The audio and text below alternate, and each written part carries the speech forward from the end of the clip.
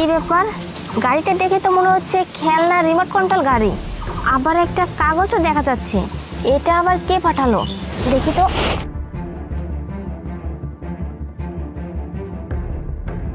আপনার স্বামী আপনার বাচ্চাকে মারতে চায়? আরে হ্যাঁ হ্যাঁ, আমি আমার ওয়াইফকে নিয়ে বসে আছি। তুই কখন আসবি? আরে আমার দেরি করার সময় নাই, বুঝতে পারছিস? আচ্ছা আচ্ছা, সমস্যা নাই, আমি রাখছি। আমিরুল, দেখো না, ওই যে ওখানে দুইটা বাচ্চা খেলাধুলা করতেছে, খেলতে খেলতে গাড়িটা এখানে পাঠিয়ে দিছে। আমি গাড়িটা একটু দিয়ে আসি।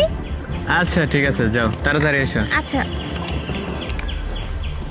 যাও যাও পাখি, তোমার দিন যে আজকেই শেষ, তুমি বুঝবে, তোমাকে আজকেই খেয়ে দেবো। আন্টি, আপনি এসব কি বললেন? আমার স্বামী আমাকে মারতে চায়? আমি তো কিছুই বুঝতে পারলাম না। হ্যাঁ, আমি যা বলতেছি সব সত্যিই বলতেছি। আপনার তো বিশ্বাস হবে না, কিন্তু আমি সব কিছু ভিডিও করে রাখছি। আপনি যদি বিশ্বাস না করেন এই ভিডিও দেখতে পারেন। ভিডিও? এই শোন, বল। তোকে আমি যে জন্য ডাকছিলাম, বুঝতে পারছিস? অনেকক্ষণ ধরে দাঁড়িয়ে আছিস, আমার কথা বল।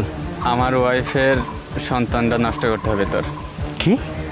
তুই নিজে বাপ হয়ে নিজের সন্তান নষ্ট করতে চাস?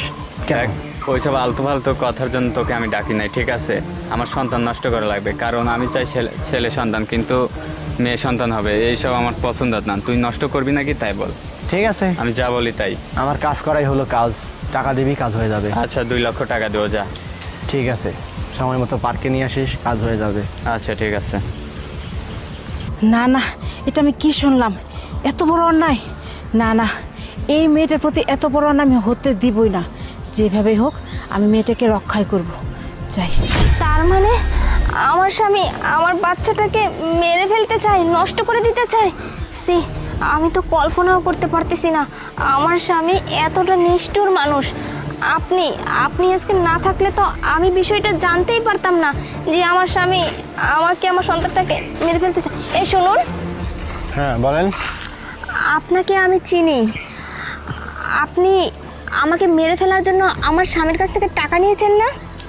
ও, তাহলে আপনি সেই মানুষ? হ্যাঁ হ্যাঁ হ্যাঁ, আপনার স্বামী আমাকে টাকা দিয়েছে আপনাকে